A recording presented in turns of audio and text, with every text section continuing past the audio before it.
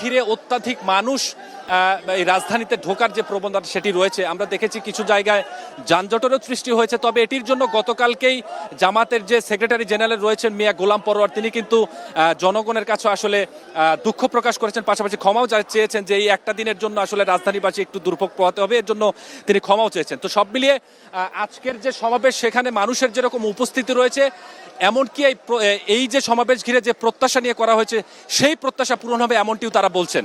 আমি এই মুহূর্তে যেখানে রয়েছি সেখান থেকেও কিন্তু অসংখ্য কর্মী সমর্থক যারা দেশের বিভিন্ন প্রান্ত থেকে এসেছেন, কেউ ট্রেনে এসেছেন, কেউ লঞ্চে এসেছেন, কেউ বাসে এসেছেন, তারা কিন্তু এসে নির্দিষ্ট গন্তব্য দিয়ে পায়ে হেঁটে আসলে আজকের সমাবেশী স্থলে ঢুকছেন। কিছুক্ষণ আগেই যেটি বলছিলাম যে আজকের সমাবেশী স্থল, আজকের সমাবেশ যেহেতু 2টা থেকে শুরু হওয়ার কথা, তবে এর আগেই আমি গতকালকেও এই সমাবেশী স্থলে ছিলাম, সেখানেও কিন্তু অসংখ্য মানুষ রাত থেকে আসলে অবস্থান করছিলেন।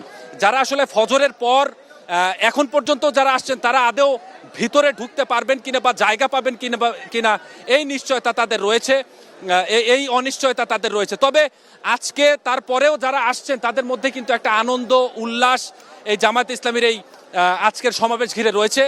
প্রত্যেকটা মানুষের হাতেই আসলে আমরা দেখতে পাচ্ছি বাংলাদেশের পতাকা, পাশাপাশি জামায়াত ইসলামের যে প্রতীক রয়েছে দাঁড়িপাল্লা, সেই প্রতীক নিয়ে অনেকে এসেছেন। প্রত্যেকটা মানুষের স্লোগান কিন্তু একটাই, সেটি হচ্ছে বাংলাদেশের নতুন বাংলাদেশ গড়ার যে স্বপ্ন সেটি জামায়াত ইসলামের মাধ্যম দিয়েই হোক, এই প্রত্যাশা, এই স্লোগান নিয়েই আসলে আজকে তারা সমাবেশে এসেছেন।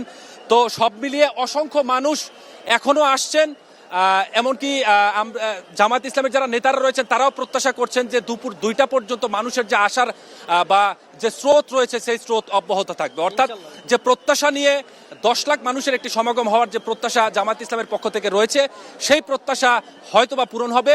এমনকি যে দাবি নিয়ে আসলে আজকের এই সমাবেশ, সেই দাবি বাংলাদেশে 18 কোটি মানুষের কানে পৌঁছে যাবে, এমনটি জামায়াত ইসলামের নেতাকর্মীরা প্রত্যাশা করছেন। তো এই ছিল এখন পর্যন্ত আমার কাছে আজকের যে জামায়াত ইসলামের সমাবেশ, সেই সমাবেশের ঢোকার যে